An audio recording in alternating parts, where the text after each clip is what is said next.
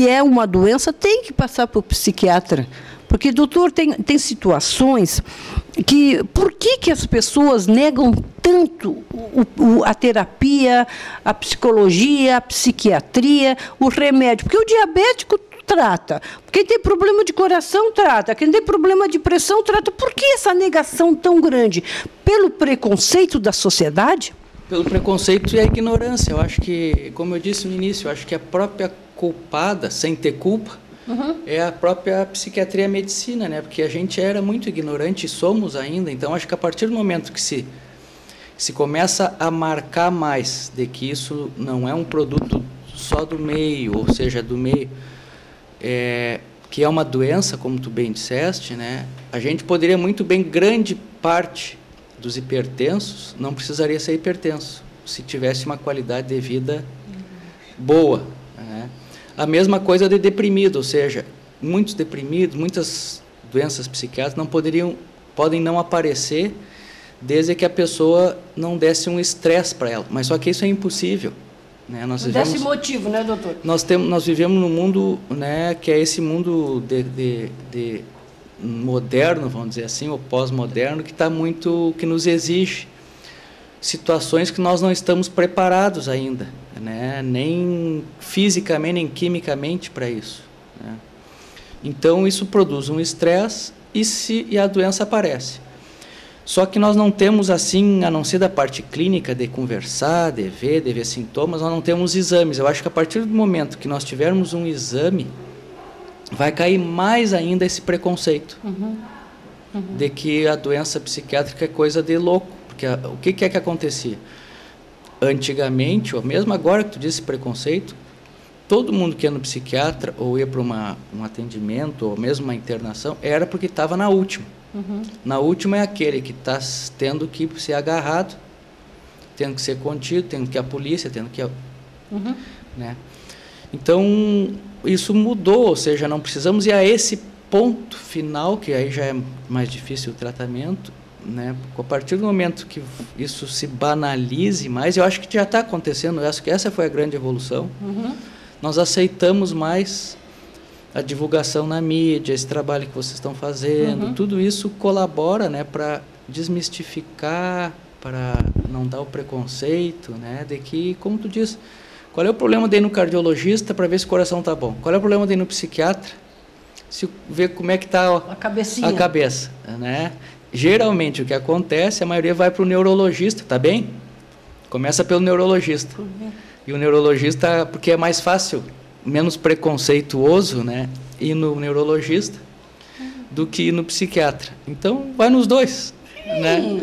Vai nos dois, dá uma olhada como é que tá. Mas eu acho importante essa revisão aí dos 1000 quilômetros, como eu chamo, porque a vida está muito difícil e quem sabe, né, muitas vezes a gente tem dúvida. Eu acho que tu que tem esse público que é grande, de pessoas que têm essa capacidade, né, muitas vezes eles devem se questionar, muitas vezes, o que está acontecendo. Né? Mas sabe, doutor, é uma coisa que eu me preocupo muito, como vou dizer com a minha turma, porque eu vou me colocar, nós temos que cuidar muito para não deixar o ego e as fantasias. E essa é a minha preocupação com as pessoas, porque o ego, eu sou iluminado, eu sou bruxa, para mim já tem que fazer uma terapia. Dentro do meu conceito, se eu chegar, eu sou bruxa, eu sou uma iluminada, eu sou diferente, quando eu quero, como paranormal, ser diferente de alguém, da minha raça, dentro do meu conceito já tem vamos se tratar que o eguinho está muito grande. Isso é um exagero meu, doutor? Não, eu acho que não, eu acho que a gente tem... eu acho que a humildade é uma coisa que é bom para todos nós, né? Porque eu acho que é importante... porque a sociedade deve saber mais do que eu isso, ainda tem alguns preconceitos com relação a essas pessoas que têm essa capacidade a mais, né? Então é até perigoso para elas se elas se promoverem diferentes. Eu acho que piora, não sei, é uma ideia minha, né? A perseguição pior. A perseguição pior. Então eu acho que a partir do momento que as pessoas utilizarem dentro de um contexto, eu acho que é importante que isso seja frisado, como, por exemplo, a pessoa que é possuída, a pessoa que num terreiro de Umbanda, tá bem? A pessoa que vai num centro espírita e e incorpora, tá bem? Ou seja, dentro de um contexto, aquela pessoa ter aquela capacidade a mais e colocar aquilo a serviço do bem primeiramente, né? E saindo dali, como se diz, fechando a porta e tendo uma vida normal, a nossa vida normal, né? Eu acho que esse é o enfoque que a pessoa aí está tudo bem, né? Ah, mas doutor, o senhor me desculpe, eu vou lhe dizer uma coisa, eu já vi religiões e várias religiões que aquilo é catarse emocional, não é espírito. Sim. Eu já vi muito que se diz que está incorporada ou que está com o diabo, e eu, como sensitivo, como vidente, não tem nada espiritual, não. É catarse emocional. Como é que fica essa história, doutor? Não fica, tu já deste a explicação, com certeza, eu concordo contigo. Que bom que tu falaste isso, exatamente assim. Mas vamos colocar dentro daquelas pessoas que têm a capacidade e tem, eu acho, respeito tons, né? Consigo e com os outros, né? Pessoas de um nível de consciência melhor, né? E porque existe, aí vem aquela palavra, o charlatanismo. Exato. Que às vezes as pessoas é inconsciente, doutor. Porque existe catarse. Então existem pessoas que têm o seu potencial, que se comunicam com espíritos, que veem coisas, e tem aqueles que precisam passar pelo psiquiatra para saber, porque às vezes é inconsciente. Eu faço uma catarse emocional porque eu estou tão brava que eu não aceito que eu estou com um problema. Aí quando eu vou em alguma sessão ou alguma igreja, eu boto para fora a minha raiva ou a minha frustração. Né? Eu acho que coloca o sofrimento. Mas, doutor, você não acha que precisa ser tratado isso, não visto só como religião? Com certeza, eu acho que sim. Eu acho que a religião tem um papel importante de poder ajudar nessa ajuda ao sofrimento humano. Eu acho que faz parte do... Mas precisa ir para o psiquiatra. Mas eu acho que essas pessoas que fogem, assim, ao mesmo tempo, eu vejo que eu tenho oportunidade de tratar pessoas religiosas, né? E vejo que os religiosos, eles já estão tendo esse discernimento dentro das próprias instituições religiosas, seja qualquer religião, de saber diferenciar, né, aquela pessoa que é membro, que não está bem, que está demais, né, que está fugindo. Eu acho que a história da religião é muito... Também está evoluindo junto com a psiquiatria. Exatamente. Porque a minha sensação é que precisa os dois estar juntos. Isso. Né, não estamos falando daquelas pessoas que fazem o uso, né, né, com outro objetivo da capacidade de levar o seu rebanho, né, a uma, vamos dizer assim, aí que se chama uma psicose, uma loucura compartilhada, como foi a história do nazismo, né? Isso, concordo plenamente. E aí nas suas pequenas instituições isso acontece, né? A gente tem tido ao longo que se matou todo mundo na Guiana Francesa, que são coisas assim. E pequenos grupos que temos ao monte, que são pessoas com uma capacidade maior, né, que levam pessoas com um sofrimento, porque a gente, quando sofre, a gente quer... Busca, né? A gente busca de tudo. Doutor, eu vou fazer uma pergunta, porque eu acredito que meus internautas vão estar... O senhor, então, é acessível a pessoas que têm essa capacidade, como eu, como muitas outras pessoas que estão precisando de um apoio. O senhor atenderia no seu consultório e conseguiria aceitá-lo? Quer dizer, doutor, eu sou tal, eu vejo coisas, eu sou de tal religião, mas eu preciso de um apoio. Porque tem médicos que não conseguem fazer isso. O senhor consegue fazer esse suporte para pessoas que têm um potencial, ajudando o psique deles e respeitando, e também dando um pouco de limite quando preciso, porque os meus internautas, as pessoas me procuram muito pedindo que pessoas que aceitem eles dentro das suas religiões, dentro das suas filosofias, porque tem médicos que também são muito radicais, né, doutor? Eu acho que, como toda profissão, a gente tem que respeitar o ser humano, em princípio, né? Obviamente, se for detectado, o que acontece muitas vezes é que pode haver um choque entre o que a pessoa procura e o que a pessoa, de fato, vai receber, precisa, né?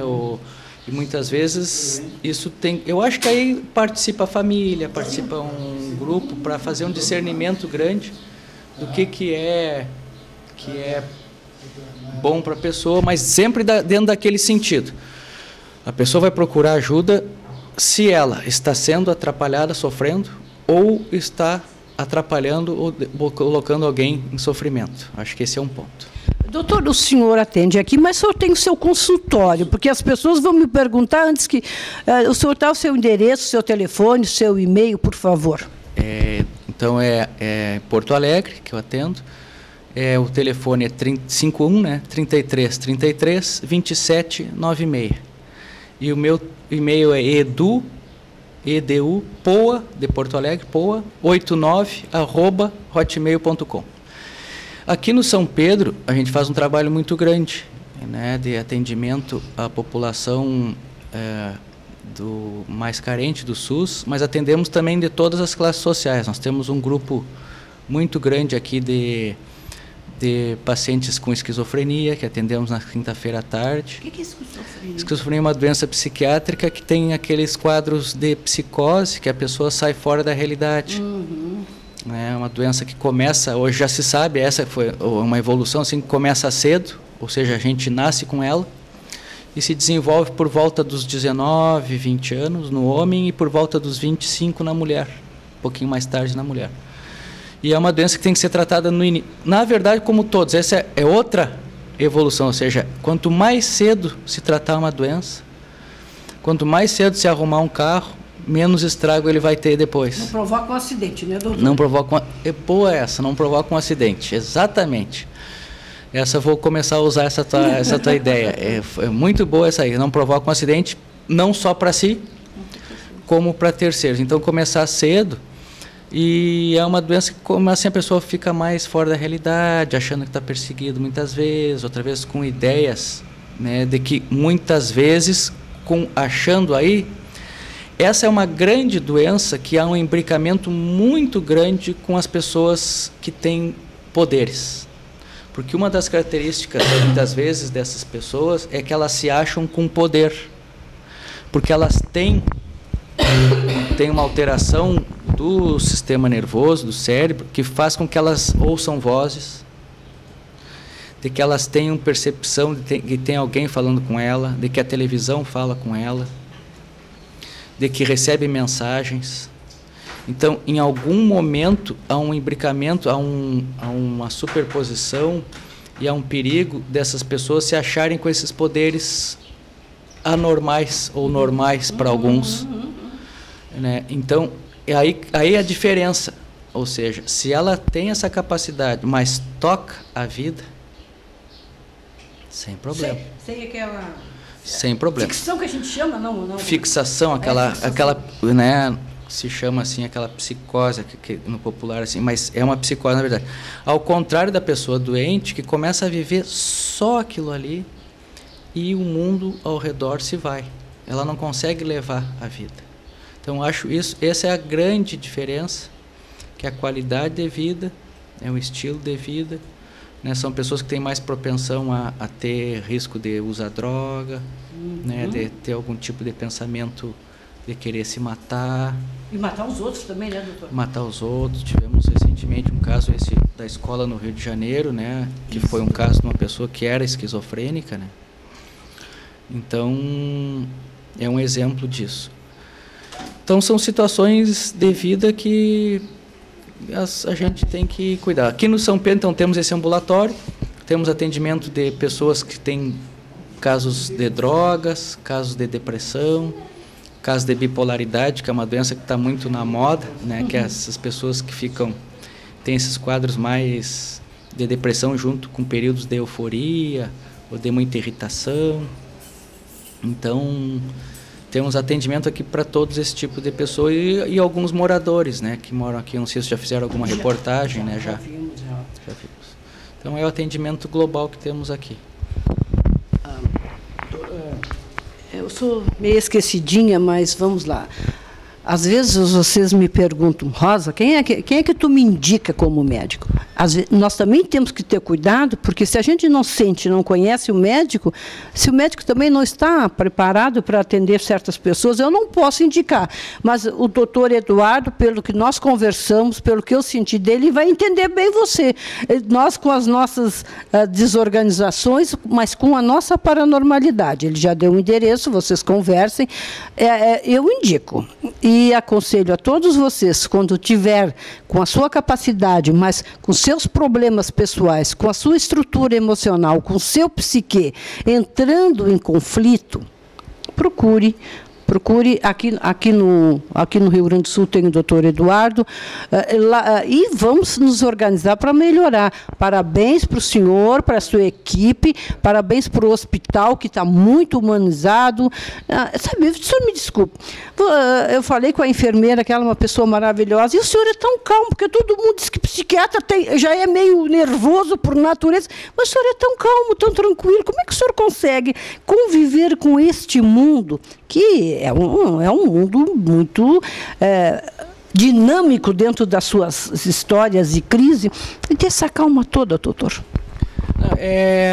Agora que eu estou calmo com vocês aqui. Mas a correria é grande, né? Eu acho que da profissão a gente corre muito, mas eu acho que o fundamental que não pode ser perdido, e que é isso que está se reclamando hoje na medicina, é o escutar as pessoas. A atenção do médico. Atenção, ou seja, né, é aquela história de que entra na sala, nem escuta e nem examina, né? Então, eu acho que esse é a grande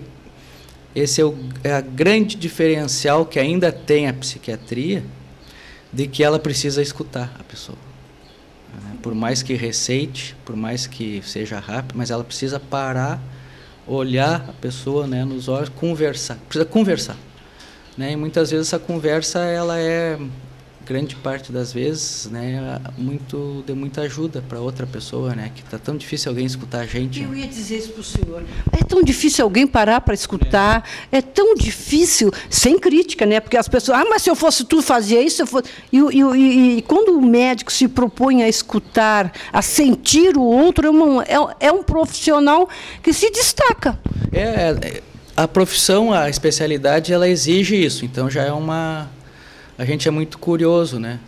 Mas, doutor, não são todos psiquiatras que são assim, o senhor me desculpe. Tá, muito obrigado. Vamos. Parabéns, muito obrigado.